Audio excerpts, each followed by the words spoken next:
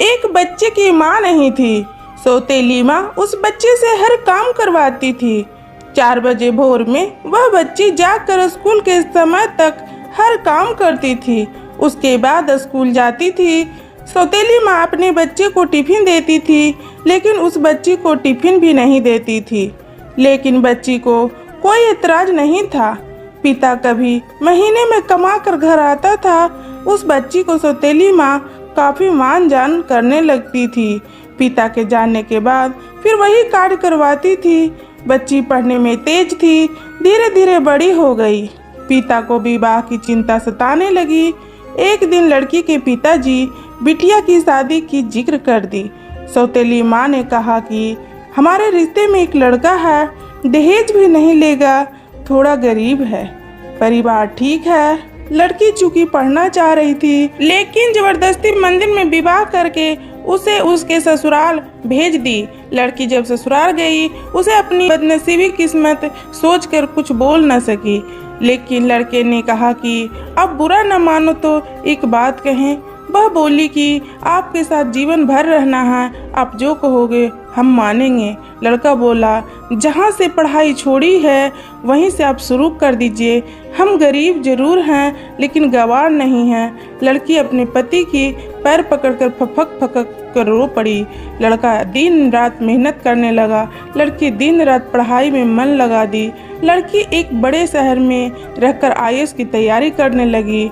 लड़का कमा कमा कर पैसा देने चला जाता था। लड़कियों के हॉस्टल के बाहर मिलकर पैसा दे देता था और फिर पुनः घर वापस चला आता था। लड़की आईएएस में सेलेक्ट हो गई।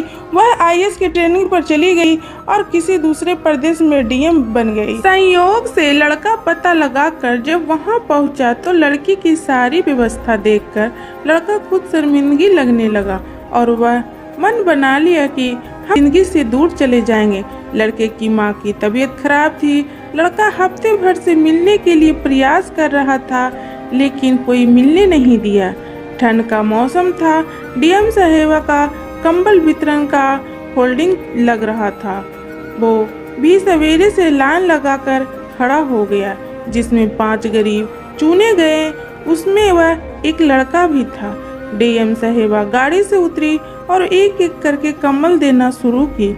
जब 5वें आदमी को कंबल देने की बारी आई, वह लड़का अपना मुंह तौलिया से बांधे खड़ा हो गया।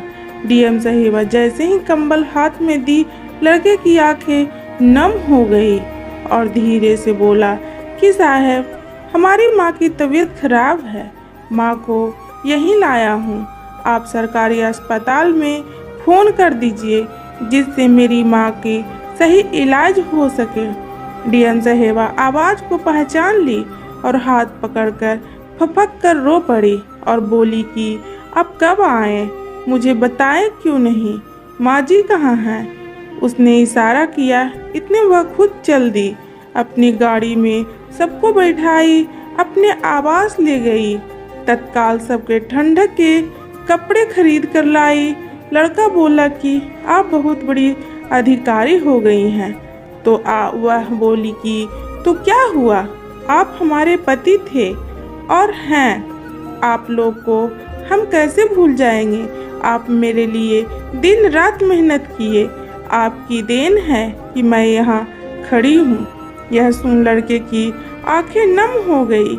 इतने में डीएम साहिबा भी अपनी आंखों के आंसू रोक न पाई और अपने पति के गले सिमटकर रो पड़ी और अपने परिवार के साथ रहने लगी। दोस्तों, यह स्टोरी के बारे में आपका क्या राय है? कमेंट करें, लाइक करें, शेयर करें और सब्सक्राइब करें। वीडियो देखने के लिए धन्यवाद।